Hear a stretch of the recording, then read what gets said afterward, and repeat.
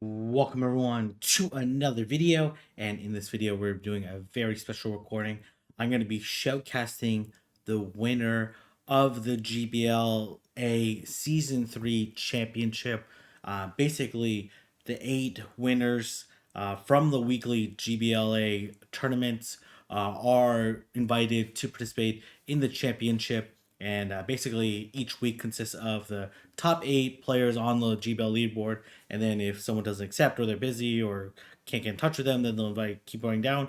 But usually it's made up of the very best battlers on the GBL leaderboard at that point in time. And there are 8 weekly single elimination tournaments. This one is the championship is also single elimination. There's cash prizes for each winner. It's hosted on Speediest Chiefs channel and then rebroadcasted on Math Magic. And then as well, you can see details for season 4. So I'm going to be taking you through each of the rounds: quarterfinals, semifinals, and finals. The quarterfinals, basically they paired up people based off of what league they won.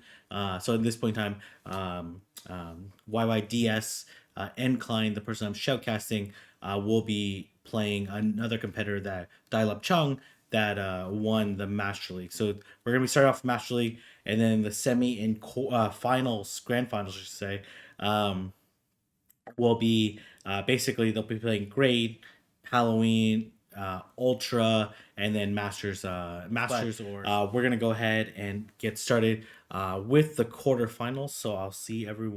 Right, we are in the quarterfinals, and instead of just showcasting and playing at 1.5 speed, I'm actually gonna be like breaking down the plays. The Master League one's a little bit less interesting because it was a pretty hard counter plays, but because I did showcast this tournament. But we're gonna go ahead and just like play it at normal speed. Again, the trainers that we're featuring is YYDS Incline, and the opponent is Dial-Up Chung, a very strong trainer. The formats are going to be in Master League Classic at first, and then Master League Premier afterwards. And as well, you can see details for Season 4. So obviously, Battle 1 is Kyogre and DeGrano, which is obviously a very bad lead. So obviously we don't need to talk too much about that. And they actually say switch into Zacian. So Kyogre has a pretty good matchup against Zacian, except for when it has Wild Charge. But even then, Kyogre can survive a Wild Charge. So Zacian would actually be able to survive the Surf from the Zacian. So it was a little bit surprising that they actually decided to shield. They actually decided to throw the Wild Charge. So pretty interesting. Then immediately swapping into their own Zacian, which is pretty interesting, and actually getting a Snarl through. So the Zacian's at double Wild Charge again. So actually gonna let it go, okay, which is obviously not gonna KO. This should be actually a CMP tie between these two. So they actually weren't at doubles because they only did three afterwards. But this Zacian's defense is now dropped by 4 stages, so it's dropped in half. So gonna throw the Wild Charge. Obviously, this is gonna KO.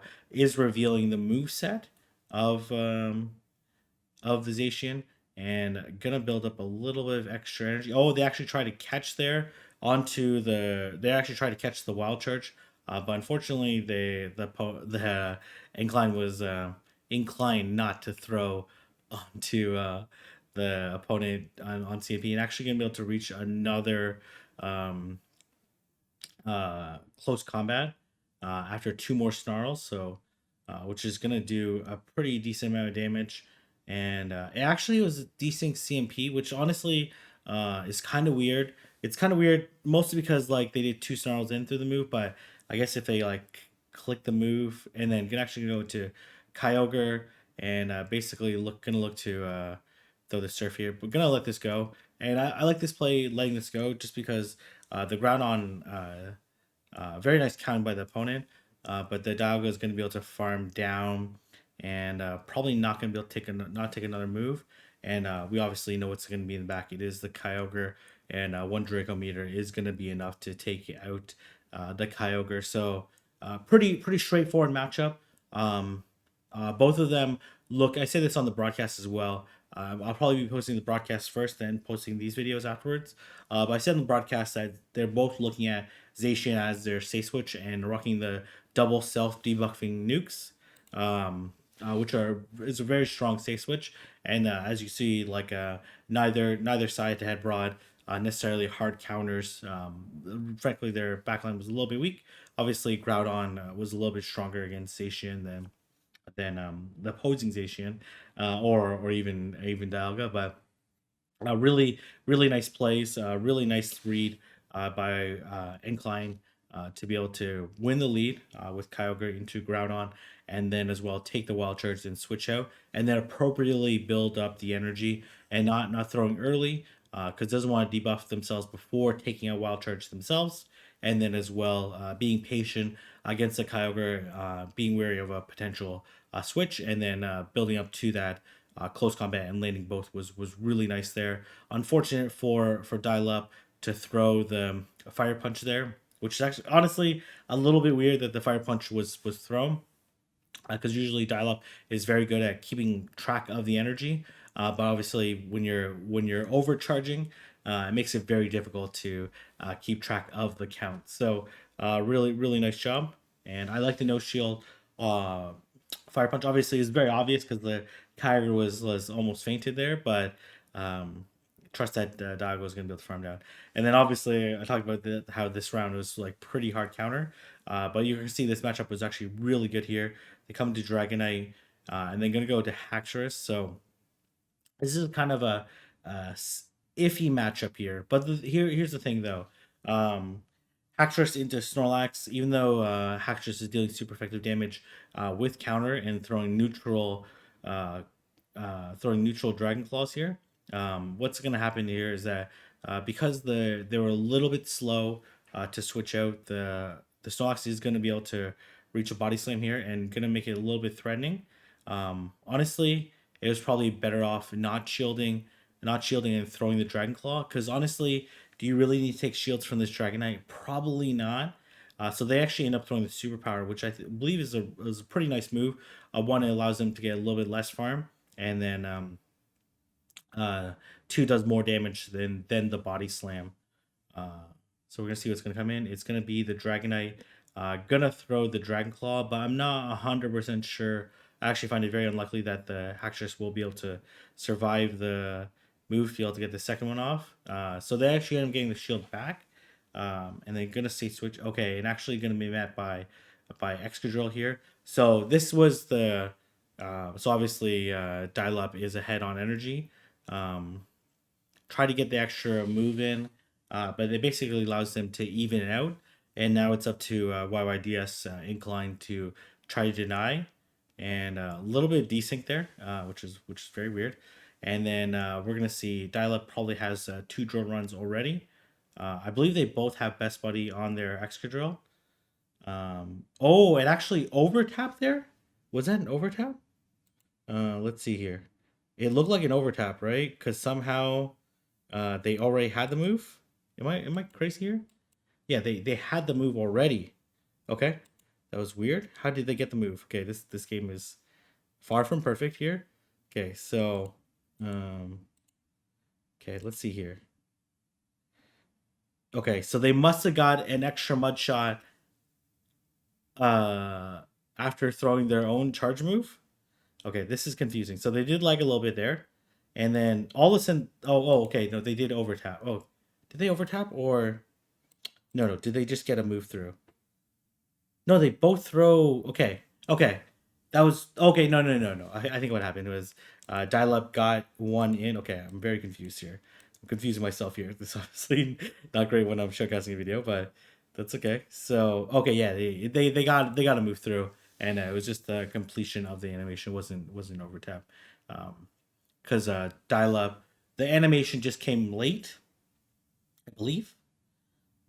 Yeah, I believe the animation came late because the Dial Up got to move in on the draw run. Okay, someone can correct me if I'm wrong. And then obviously this is a little bit of uphill battle here. An ancient power probably only does about 10%, but they will be able to reach a rock slide. which is going to do a pretty good amount of damage. And okay, not electing to take out the extra drill, but the Dragonite did have some energy, so likely would be able to take out the Togekiss if the Togekiss was completely dry, since the Dragonite only took counter damage there. But really, the mistake in the previous game was shielding the Haxorus. Would have been much better off not shielding the Haxorus at all, and then kind of playing a two shield matchup. Just because like if the Snorlax ends up switching, then you're actually in a slightly favorable situation, because you'll be up two shields to one in that scenario with the extra drill, as opposed to even shields and behind on energy because of the switches. So obviously really hard counter lead, but you have two answers. Oh, okay. Oh, oh. Okay. You actually have two answers to the Dragonite. Um, so again, here comes. Okay, interesting. I don't love the play. I think switching out a little bit slow there was kind of costly. Also, I don't love this play by the opponent, not at least threatening the outrage, right? Because they were pretty slow on the switch. What's the likelihood that Snorlax has outrage? Probably pretty low, but at least threaten it. YYdsEineKleine does I think actually was a little bit before the outrage, but we're gonna see how these two are gonna play it out. Another Bloody Slam definitely does not KO the Dragonite. The next Dragon Claw won't KO the Snorlax, but we'll put it pretty low. A little bit of weird lag there. Gonna throw, and this definitely will not KO.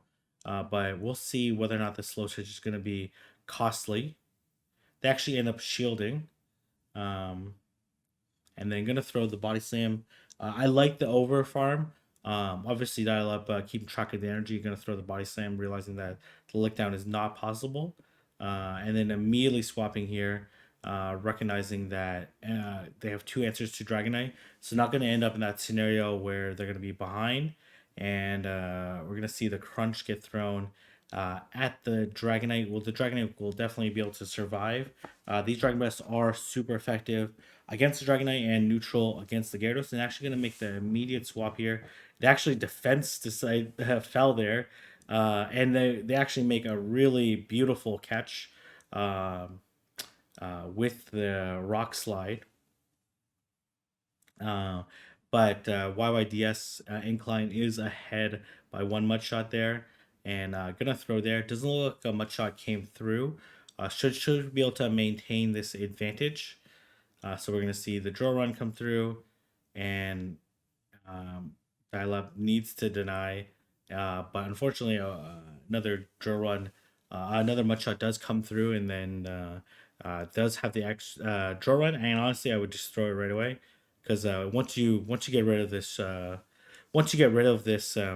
extra drill, then this should be game over. There's really no more threats. You do have another shield, but this is absolutely game over here.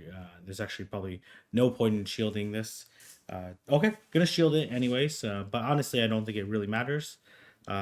Would be able to live a Dragon Claw, and could have maintained the shield for the Gyarados, but this Rock Slide is pretty much going to KO if it doesn't KO the Dragonite, which according to the time it does KO. So really, the key decision making there was not shielding the Dragonite, realizing that switch is not so important, just because able to has two answers to Dragonite. Obviously, the extra drill is going to be a better answer than the Gyarados, but it's kind of like a weird.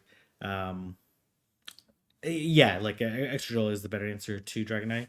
But the Gyarados with the shield advantage is probably better than extra drill with even energy. And then throwing the crunch and switching out, trying to predict that there is another extra drill in the back and having the extra energy was basically what Dial-Up did in game two to be able to steal the game. So really nice play. Obviously, won all three leads there pretty handily, but that obviously just comes with really good research, building teams and making really fortunate predictions there. But does win the quarterfinals in the Master League Classic and as well Master League Premier Classic to be able to move on to the semifinals, which is a very exciting best of 5 format.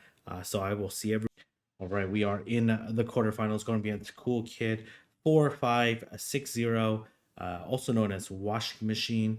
A very strong young trainer, participated in GBLA a number of different times, and I believe they actually won in Ultra League. I want to say, but they're talented enough to actually win in multiple leagues. So the format for the semifinals and grand finals are going to be, they're going to start off with Great League, Open Great League, a Halloween Cup, 2 Ultra Leagues, and then Master League if they need to get that far.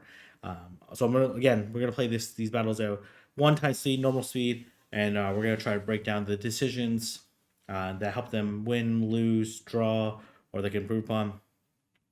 So Skarmory into Deoxys is actually a close matchup, but does slightly favor Deoxys because they do have access to the Thunderbolt, which would deal super effective damage. They can, I should say. They might also have Rock Slide. Typically, so they're throwing at 10 here. No, sorry, 7, which is like 10.5 turns, which is like a good time to throw. It also bluffs the potential Brave Bird. So we're going to see whether or not they're going to shield or not. They actually do end up shielding the Thunderbolt, which wouldn't quite KO Skarmory, but would deal a significant amount of damage. And going to throw right before they reach another one. The Sky Attack, obviously the Sky Attack will go unshielded from the Deoxys because it isn't a Brave Bird. Tries to catch the Thunderbolt here. We're going to see if they're going to be able to, because Cool Kid did throw a counter. And then actually going to end up throwing the Psycho Boost, which is going to do a good amount of damage, but and they actually come into Lickitung, and obviously Lickitung is a very good matchup for Swampert. First off, Lickitung is super tanky, does have access to Power Whip, and as well, like it's just really tanky, right? Power Whip obviously doing double super effective damage, but honestly, the licks and body slams are going to be more than enough, and you need 3 Hydro Cannons to KO the Swampert and KO the Lickitung from the Swampert, which is just not going to happen. We're going to see what they want to do here. They're actually going to decide to no shield here. Try to rely that if this is their best answer to a water type, then Politoed should be in a pretty good situation. Obviously, Skarmory does resist the body slam, so no charge move is too threatening in this particular scenario. But we're going to see how they're going to play it. Obviously, going to look for the farm down. Going to come out with a little bit of energy. Actually, almost at the Brave Bird. Okay, they actually... Okay, going to throw the Sky Attack here. But this is looking pretty good right now. Looking very good right now. And obviously, Politoed gonna do quite a bit of damage to the G-Fist. We're gonna see whether or not they're gonna go for the EQ or the potential bait. They do go straight for the EQ. Obviously, gonna have to try to avoid them potentially catching here, and gonna throw the Weather Ball. The Weather Ball certainly doesn't KO at this range, but does deal super effective damage, and gonna put them pretty low. And gonna build up here. Doesn't want them to catch, but keeping track of the counts. And gonna throw another. But honestly, this G-Fist is like pretty much dead, right? Like it's not too much of a threat here. But it does land the move here, which is gonna be not that big a deal here. And they're gonna look to farm down. Oh, they do get a move off though. And is this gonna be the Psycho Boost? Probably enough to KO here. Oh my gosh, that's actually really terrible. Really nice play by the opponent.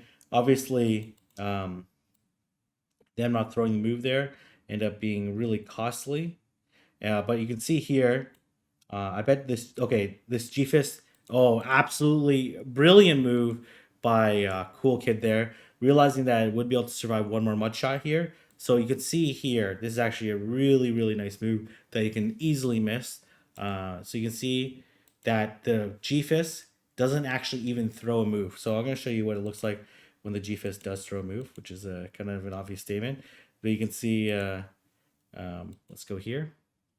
So you can see the G-Fist, like you can see the, I didn't pause at a good time, but you can see the animation come this way, and as well the G-Fist move. But you can see after the charge move is thrown, this is actually a really beautiful play um, by Cool Kid, which is really easily missed.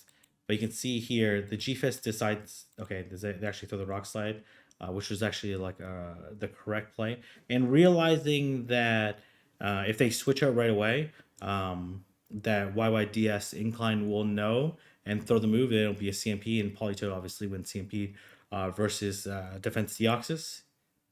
But you can see here, no mud shot, and only mud shot coming from the Polytoad, and they decide to switch out mid move here, and you can see Incline is like, oh shoot, I gotta throw the move, but because of the giving up a one turn so that they can get a one turn advantage on throwing the move, there was really nice and able to land the second boost and going to be able to easily win the game there. So really fantastic play, really well calculated there by Cool Kid, which actually allowed them to win this game that honestly they probably shouldn't have won otherwise.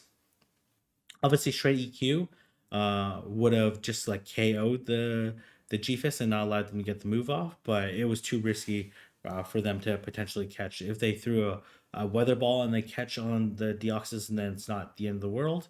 But if they catch an earthquake, then it would be a really uphill battle for YYdsEineKleine. I'm just gonna call it Incline from now. So now we're gonna move on to the Halloween Cup. Really impressive play. That's very easily missed by a lot of trainers, but recognizing the win con and playing towards it. So taking a little while here to select the team. Okay, so Frost Drapion is I believe actually Frost actually wins the one shield here, and it wins the one shield for a couple reasons. One, it can live a crunch with the poison sting damage. Mostly because like the poison stings are resistant, and they also do a very little amount of damage. And versus the Drapion, really cannot survive the 12 powder snows and one avalanche. Versus like the Frostlass can survive a crunch and the 10 poison stings. So the Frostlass does get a move through. So you can see the Drapion does shield. You would think this would be a better matchup for Drapion, but no resistance to ice is obviously not really great here. And then as well, does get the defense drop and the extra poison sting is. So we're going to see whether or not they're going to shield this or not. One Dragon Tail will KO, and the Frost Ice definitely doesn't have another move. It is very close to another one, but not quite at it. And then here comes Air Slash Mandibus. Obviously, worse than Snarl Mandibus for sure, just because the Toxtro would obviously be a good matchup. Yeah, if it if it was Snarl. But Air Slash obviously dealing super effective damage to the Toxicroak and dealing neutral damage to this Dragalge.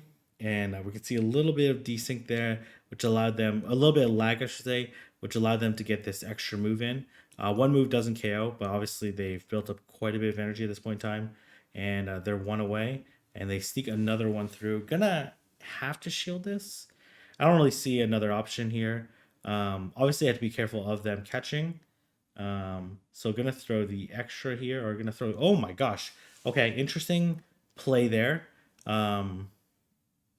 Maybe they're confident that they can farm down afterwards, which I don't think is actually the case. Gonna actually counter down and trust that they have the move built up. But this ends up being a very favorable matchup. Both Dragalge and Toxtro, especially Toxtro, handled Drapion really well, resisting the fast move, and as well Crunch is resisted by Toxicroak. If they have Aqua Tail, then obviously that would deal neutral damage, but they're going to need two Crunches here, which is just honestly not going to happen. They do throw their Crunch, but but they're gonna get easily counter down. So really, really nice play. I didn't really love the throwing the aqua tail there, but they wanted to bank the energy and switch out, and then hope that Toxtrot. I did like the Toxtrot switching out and farming down. I think that was a nice play rather than dumping 35 energy into an almost dead Manabuzz, instead converting that into energy on Toxtrot, which ended up being really nice. It ended up like not really mattering because Toxtrot would have been able to be the Drapion regardless, but still a nice play. All right, we're gonna move on to Ultra League, and we're gonna see Machamp into Empoleon, and we're gonna see the Machamp mirror. So Cool Kid is definitely known for having Gengar in the back, typically as a safe swap. But Cool Kid making a calculated play here, saying that I'm not gonna say switch Gengar. It's a little bit too obvious, and again gonna shield this. Okay, interesting play, and actually gonna say switch their own Machamp, and we're gonna see how they want to play this. It's actually gonna be able to bank a cross chop, and then switch out and catch the cross chop onto Alolan Muck, which obviously would deal neutral damage. And they do take quite a bit of counter damage, but they're able to farm down. And we're gonna see Empoleon come in, but this is looking pretty favorable right now, just because we do expect the Snorlax to be met by Gengar with double ghost moves, charge moves, I should say, in the back. Obviously, these poison jabs are not doing very much damage. They are looking for the potential farm down, and gonna throw the Dark Pulse, and they actually just barely survive. But unfortunately for them, they do have, unfortunately, a Shadow Snorlax, and this lick damage is going to be super impressive. This team is really was the basically the creator of this team is wholesome from the wholesome underscore streamer, fantastic battler, fantastic streamer, fantastic individual in general, and obviously this fantastic team served YYdsEineKleine very well. And obviously the Shadow Ball gonna do absolutely no damage here. If this was a Sludge Bomb, then it would put it a little bit lower, but they'd still be able to survive and gonna be able to lick down the Empoleon. So gonna actually be able to win the third game, and now up 2-1 with the potential elimination match in the next Ultra League match. So we're gonna see how this is gonna get played, and how if Cool Kid's gonna adapt their safe switch strategy, or they're gonna continue on. And they actually don't need to worry about safe switch because they win the lead, the opponent. And Lapras versus Obstagoon this is actually a pretty difficult Pokemon to deal with for this team, and obviously Trevenant is very weak to Obstagoon. Tried to sneak an extra one through, but was not able to, and ends up being a cross chop. And gonna throw after one more Ice Shard, so two more counters do come through. They do have a move here, but we're gonna see if they're gonna throw it now. They do throw it. This cross chop might not KO this Lapras, and if you're able to get this Surf off, which is really nice, it does allow you to more easily farm down with a Alolan Muck. Obviously, it gives less farm, but you also take less counter damage, which is really nice. Gonna have to let this go. Does get the Ice Shard through. They do get the counter down though. Gonna immediately go into a Alolan Muck. There's definitely not gonna be a shield. Cross Chop is a pretty weak move, and then Cross Chop from an Obstagoon that has no stab on it, obviously gonna make it a pretty easy choice. And they do lag a little bit there, but that's totally fine. And then here comes Charizard. I really like this play because predicting the Gengar in the back.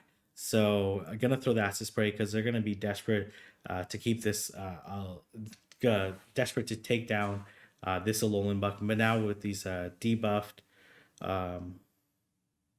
debuff defense, then these poison jabs are going to do a significant amount more damage. They do end up baiting, and we're We're going to see how they're going to play. It's going to go straight for the Dark Pulse.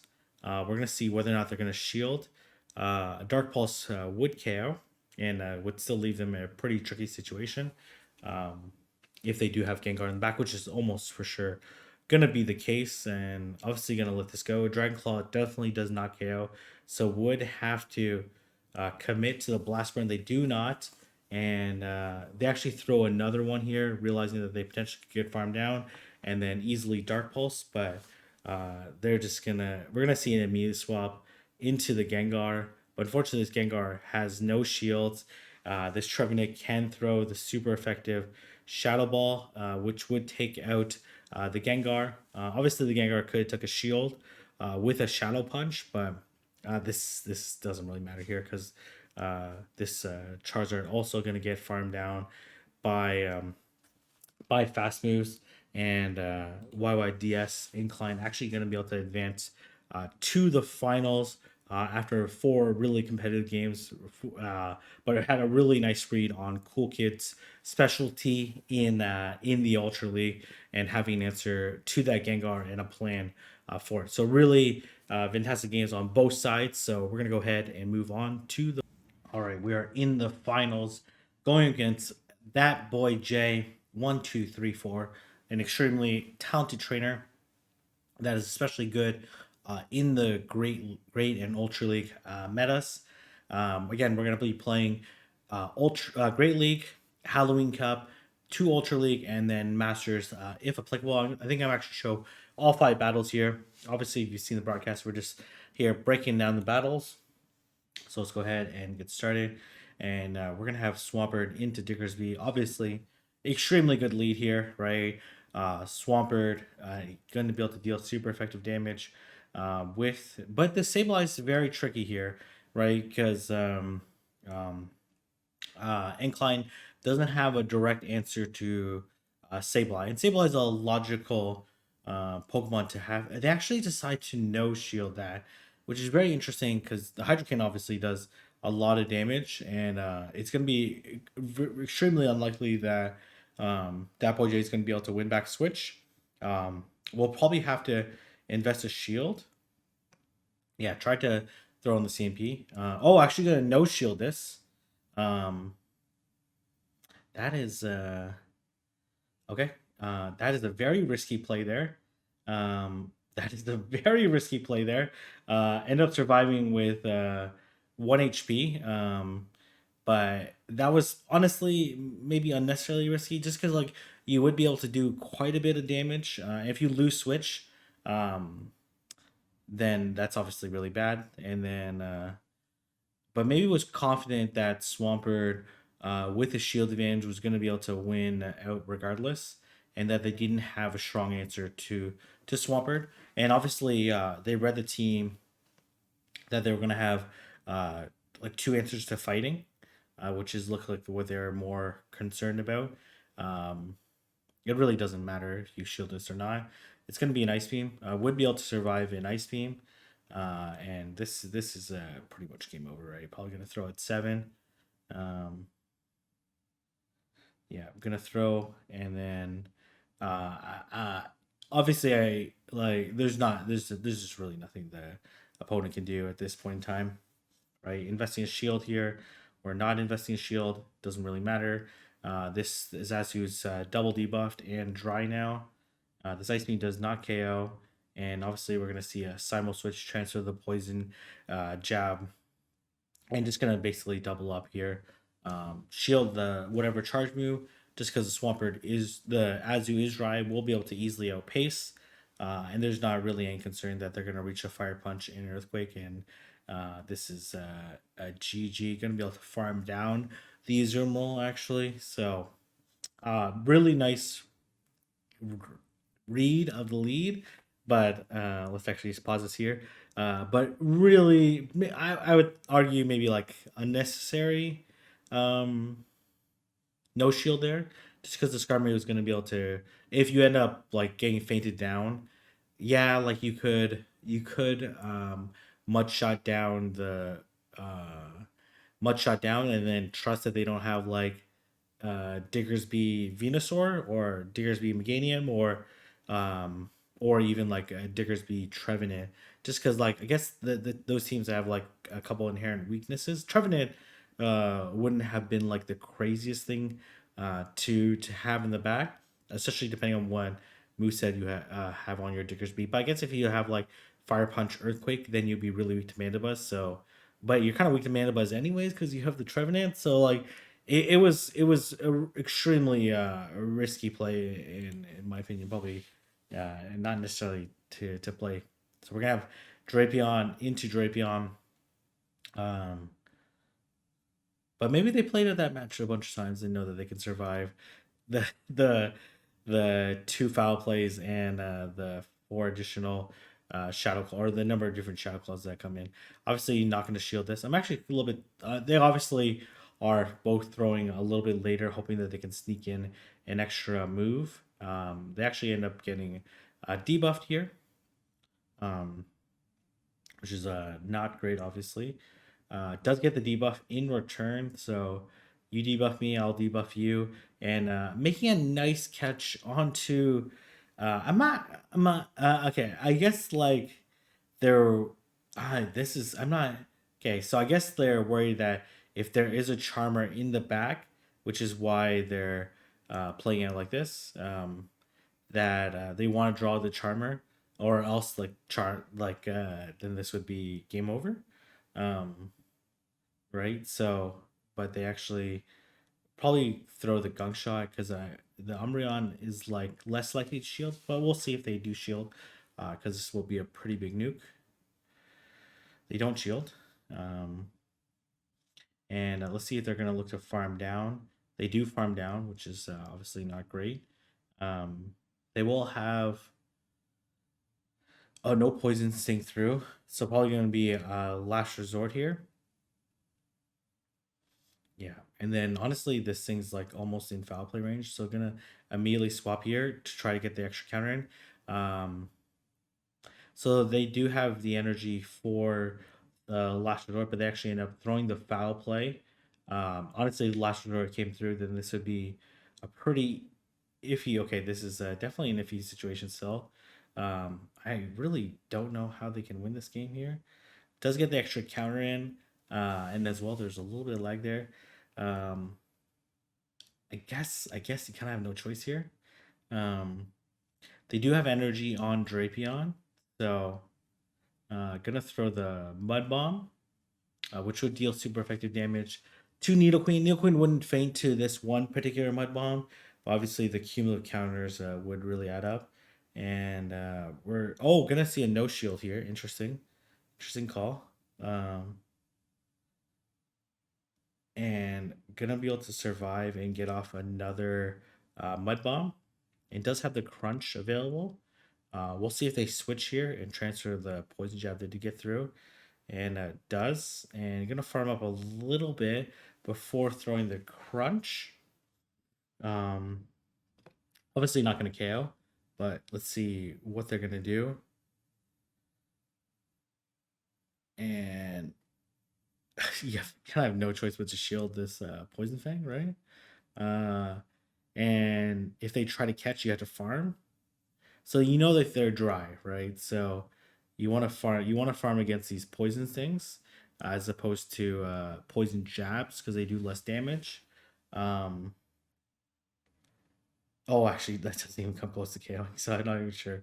Uh, why? Why farming didn't even really matter there because they need to put two moves anyways. Then, um, well, let's see. This queen, Needle Queen is well, okay, it's definitely not that low. It's definitely not that low. Maybe if they chose uh to shield the second poison fang as opposed to the first, then they would have been in a better situation. Because for sure it was a poison fang, so um but that's fine. Okay. We're gonna go into the Ultra League, and obviously fantastic lead here. And they come into a Alolan Muck. They don't have a great answer to Alolan Muck, so gonna throw the Surf again, similar to what we had seen previously with the Sableye. Gonna look to throw and then assist in taking the Muck, and then this is pretty much a guaranteed. Um, way to come out with an advantage, either shield advantage or switch, just because there's really no way this Muck can win back switch. Two Dark Pulses will KO, as opposed to like they need three more Dark Pulses, which they're just not going to be able to reach. Like the Surf just does a significant amount more damage than than the than the Dark Pulse, because obviously Dark Pulse is resisted. So they do throw another Dark Pulse. Would be able to easily live another one. So I'm curious if they throw. They're obviously counting here, and a little bit of miscount there. Okay, or wanted to be really low so the Gliscor couldn't farm. Again, slightly risky play, but they're going for the acid spray, right? So if they do end up shielding, then like Incline's acid spray would do more damage, and like would be able to win the switch here, and actually farm with a Venusaur. But this is looking okay here. Gonna go into Trevenant, but this matchup is kind of iffy here, just because the Sludge Bombs do quite a bit of damage, and actually gonna let this go. Sometimes they like to bait, right? Because they need two frenzies to KO. But they actually end up throwing the Sludge Bomb here. And gonna throw the Shadow Ball. We'll see whether or not the Venusaur shields. It does have an energy advantage. But you could also just put this Venusaur pretty low. So we're probably gonna shoot this shield. And we're luckily gonna see a Frenzy Plan come through. No point in going up to the Sludge. And as well risk them potentially catching. Gonna throw another Shadow Ball here, and this obviously would KO the Venusaur, and we do see another shield come up, but this is still gonna be a pretty rough situation for this Venusaur, because we're likely gonna see no shield.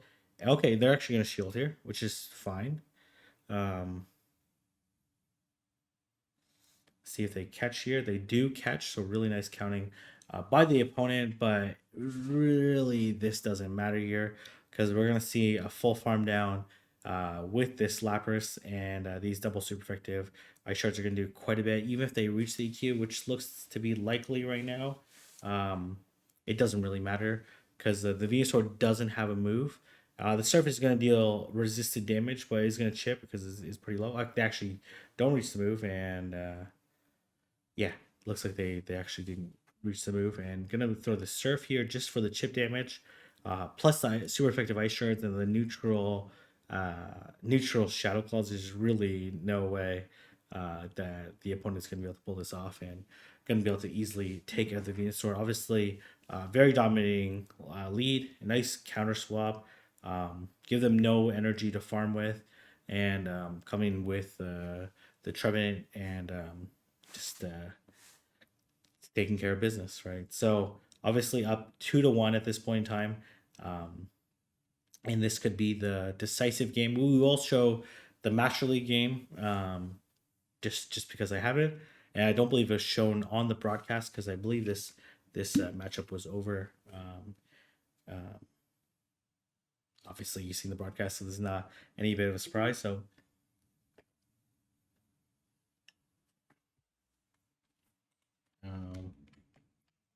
we're gonna go ahead and fast forward this a little bit. So Dragonite, okay, a little bit of lag there.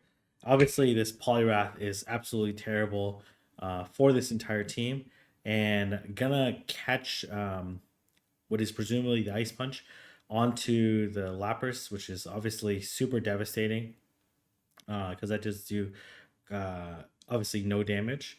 And they actually switch out into Escavalier, into the Lapras, through a kind of weird time there, to be honest, because they end up getting an extra counter in. I'm not sure if they got an ice shard in against the Poliwrath when they switched. Probably no shield this. You got to save all your shields for against that Poliwrath, right? So a drill run wouldn't KO. They elect to Mega Horn, which makes sense because likely they weren't going to shield, and we're probably going to see them throw the Dragon Claw. Okay, gonna elect to take the move here, which I think is okay. just because they're not gonna be able to mud shot down. And the Megahorn will do quite a bit of damage, but we'll be able to farm down this Escavalier, which is really, really nice. And we're gonna see what's gonna come through. Okay, it ends up being a Gliscor, and gonna throw the Dragon Claw. And we're gonna see, really needs to take a shield here. Probably will throw the Hurricane next. Okay, and throw the Hurricane, and then if they get the shield here, then they're looking really good at this point in time. This is would pretty much be game over if they end up shielding this. They don't, and they insta swap into Poliwrath. So really nice swap, but down a shield. It's gonna be close here, right? So good timing on the throw. They actually end up baiting. Way too risky not to shield, and they're gonna throw after 3, and this should be the decent CMP. And unfortunately for them, Empoleon does win CMP, and this actually came down to a CMP because the Poliwrath is 3 away from the Dynamic Punch. But going to be able to throw the Drill Peck, and this will definitely KO the Poliwrath. And even if the Gliscor can somehow make it to an Earthquake, it will have like almost no health, and the Dragonite can definitely take it out, and that's going to be a GG. And YYdsEineKleine actually wins this match. Honestly, the match came down to that like magnificent catch. Like really amazing catch. Really nice read by the opponent. And we're gonna go into the Master League here. A little bit like, oh man, Kyogre into Mamoswine. This feels really bad. And they come into Mewtwo. Gonna go into Dialga. And personally, the way I like to play Dialga Mewtwo is just a double shield. Throw the iron shield once. Throw the Iron Head. And then double shield and farm down. At most, they'll be able to bait with the Psystrike. Okay, I'm gonna throw here. But as long as you maintain this Kyogre Mamoswine matchup, that's extremely dominating. And honestly, like could also no shield this, which is I think fine, because if they do end up focus blasting here, they end up throwing the Psystrike. Mewtwo does win the 1 shield, but it did take a waterfall. This is doesn't quite KO, right? Yeah, but they will be able to Psycho Cut. No, they will not be able to Psycho Cut down. That's actually really horrible for them. It doesn't matter. They wouldn't be able to get the move off, right? Because they would have fainted to the end of that Powder Snow. And obviously, we're going to see Kyogre come in, and we're going to see Lugia. And this is actually looking pretty good right now. I'm actually not entirely sure why they haven't just switched. Honestly, you just let this go. They probably will Aeroblast here. They might Sky Attack here, right? Because they're probably waiting for. Okay, they end up Aeroblasting, which does a lot of damage, but not really too big a concern at this point in time. Gonna throw the Wild Charge, which is Lugia will probably not shield the first one, and then potentially they try to catch here, but it looks like the clock wasn't quite up, and gonna build up a little bit extra energy so they don't debuff their defense some more. But this is a totally lost game for them, right? So gonna throw the close combat. I really like this close combat play here, just in case they switch into Mamoswine. This close combat, because the Lugia is gonna feign to this close combat, so that was like the no risk play there. And they have a surf already, right? So they're just toying around with this Mamoswine. They're going to send it back to the Ice Age. Okay.